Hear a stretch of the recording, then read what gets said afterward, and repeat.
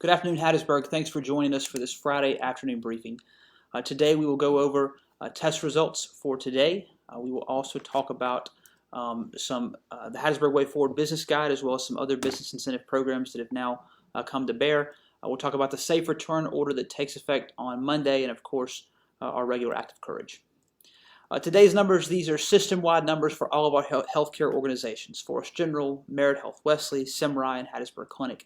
As of today, we've had 12,782 total tests. 1,343 of those have come back positive. Of course, those are not all in Forest or Lamar County, and they're not all active cases, as we'll talk about in just a second.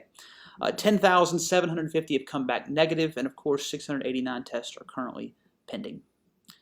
In the hospital right now, we have 36 patients who are COVID positive between Merit Health Wesley and Forest General. That's slightly below the 14-day average. In the ICU, which of course are our most acute patients, we have 17 patients who are tested positive for COVID. That's under our average for the past 14 days. Both good signs as we look at the chart over the last couple of months. Since about the third week of April, we have stayed between 35 and just over 40 hospitalizations.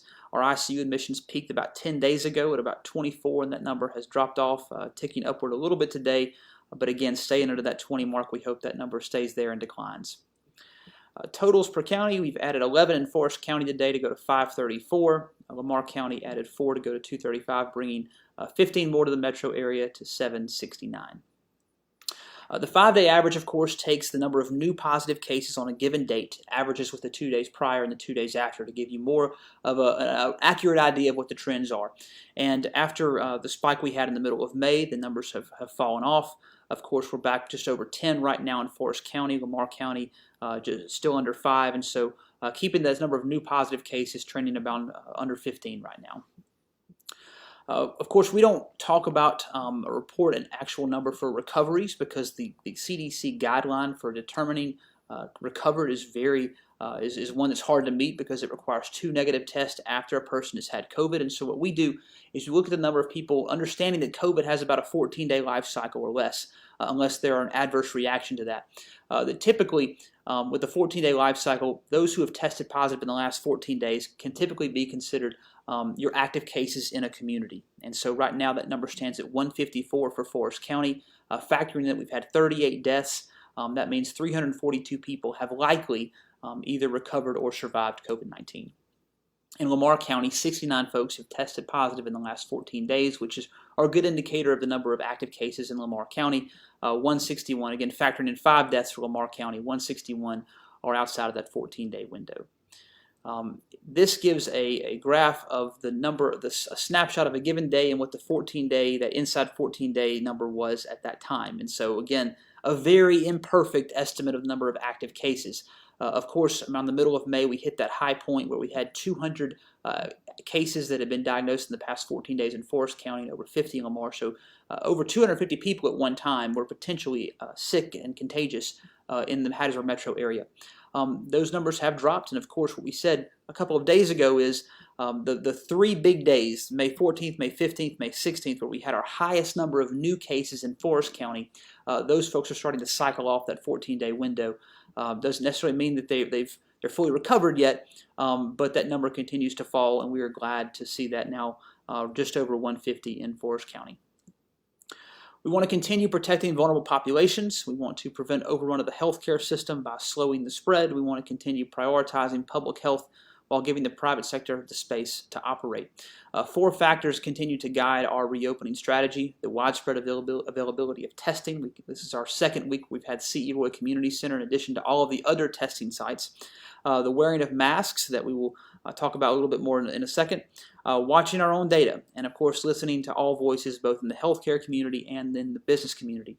With that, we want to also draw attention to something we mentioned last Friday, and that's the Hattiesburg Way Forward. It is a reopening guide that was put together by the Area Development Partnership and the City of Hattiesburg. This includes best practices on protecting your employees and your customers, cleaning and disinfecting, how to communicate with staff and the public, because we realize that instilling confidence in the public to come back into stores is a big part of this. It talks about the proper way to use personal protective equipment, and of course there are some very industry-specific COVID-19 resources which are particularly instrumental this weekend, I know we have several churches that are going back for services on Sunday. There are some specific guidelines in there that you may want to consider that I know many of our churches already have considered in terms of ways to make the worship experience safer for parishioners. If you want to access this guide, you can go to HATTIESBURG-MS.com/coronavirus, and on the left-hand side of the window there will be the guide, the link there that you can click that and download that. Also, of course, the legislature 2 weeks ago passed some small business relief related to COVID-19. There was a $2,000 payment directly from DOR to businesses, but this is the new grant program that was established in that package as well. It's called Back to Business Mississippi. And businesses who have fewer than 50 employees can go to backtobusinessms.org. And there are all the guidelines for what the criteria, and you can even file your application there. And again, this is a grant program up to $25,000. So if you are a business owner, or if you know someone who is a business owner who has fewer than 50 employees, ask them to check this out. Again, it's one more thing that our small businesses can access during this tough time. Of course, on Monday starts the governor's safe return order. This goes through June 15th. Of course, he recommends that anyone in the vulnerable population continue to stay home whenever possible. There are some widening of the limits in terms of group gatherings and recreation. If their social distancing is not possible, the limit is 20 indoors and 50 outdoors. If the social distancing is possible, indoors and outdoors, that number can go to 50 inside and 100 outside. All businesses will be allowed to open on Monday to some degree with some very strict guidelines in terms of health and safety. The current restrictions on retail and restaurants will continue to stay in place. And of course, important to our local musicians, live music can resume at our restaurants. And so some new things that are out there. Outdoor sports complexes can open for team sports with CDC guidelines and limitations. Indoor recreation and places of amusement like movie theaters and museums, they can open at 50% capacity within CDC guidelines and limitations. Event spaces, I know this is important for a lot of our spaces that we have throughout our city. 25% capacity, of course, CDC guidelines and limitations, and if you're serving food, you have to go with the same restrictions that restaurants currently have. So if you're serving food, masks must be worn by employees, and I would strongly encourage that you require masks for anyone that comes into your building. Also, school facilities can open up for their summer instructional with guidance from MD and the Department of Health. Just a reminder, as we go into this next week, masks are still required for employees at all businesses in the city of Hattiesburg, and masks are required for all customers at all retail stores in the city of Hattiesburg. There are counties to our north who do not have these restrictions or did not have them until today, but their numbers started to spike as we got out and started mixing among one another. And Governor Reeves today put these restrictions on Wayne County, that people have to wear masks. And so we want to continue doing the right thing for ourselves and the people around us. So I encourage you as you go out this weekend, please continue wearing your mask. Also a reminder, the city of Hattiesburg will enforce all of the governor's orders. We will continue to make sure that we are doing things in compliance with the law, and with what he said, and things that will keep us and our visitors safe.